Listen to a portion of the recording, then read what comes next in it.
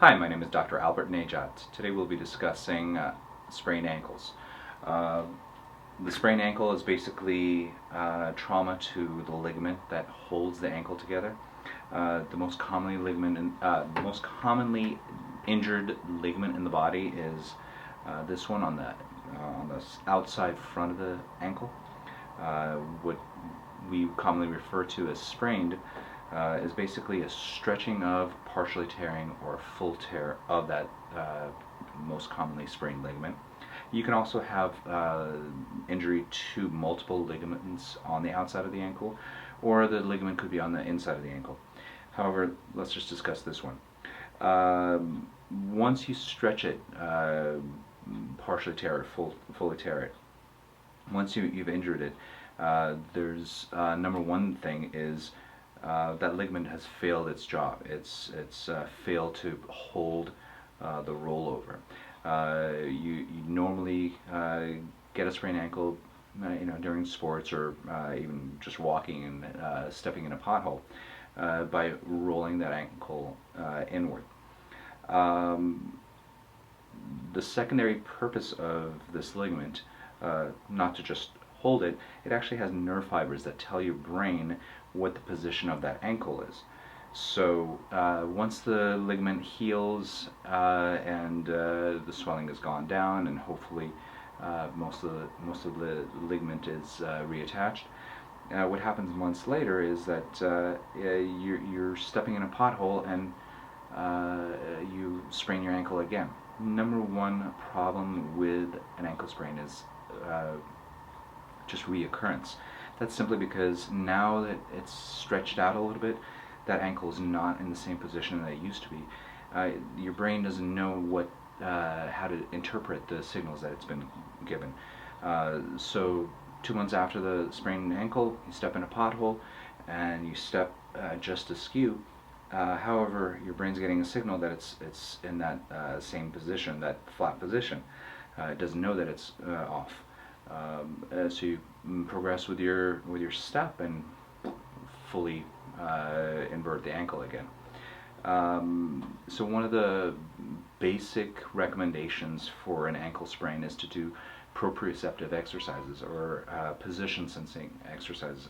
What you want to really do is recalibrate the position of that ankle to the leg. Simply put, do your ABCs. As you're sitting there, you draw the letter A, B, C through the whole alphabet. This movement with intent will actually recalibrate the position of the foot. It'll reaffirm the position of the foot to your brain. So 2 months down the line, you're walking down the street, you step in a pothole, and your foot is just off center. Your brain now knows that it's off center. So how do you prevent it from respraining further? You need to strengthen that ankle. There are two major tendons on the side of the ankle that will reinforce the strength of that ligament. The two peroneal muscles, they have a peroneal brevis, which attaches here at the base of this fifth metatarsal, and the peroneus longus will wrap around that ankle and attach to the base of the first metatarsal. So when those two muscles of the leg contract, they'll help to evert instead of invert the ankle. So you're walking down the street, you step into that pothole, and you've been doing your proprioceptive exercises, those position sensing exercises, and you know your foot is slightly inverted. So you activate those peroneal muscles in order to right that foot back up. Those peroneal muscles will activate, they'll pull the foot straight. So those are two exercises that you need to do, strengthening the peroneal muscles.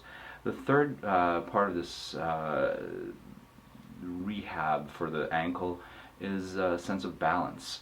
Let's say you're walking down the street and the street is slightly slanted and you come to a pothole and you step into the pothole.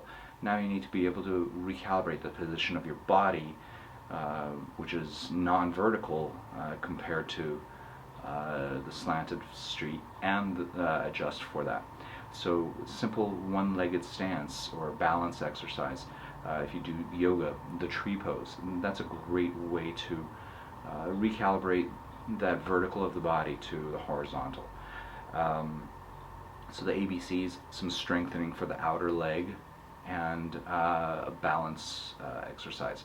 Those are the three major things that you need to do to rehab a sprained ankle. One of the other things that is popular is simple ankle splints or ankle braces. Some of these ankle braces are just elastic sleeves for the ankle. It's interesting because people feel much better wearing these ankle braces after the sprain.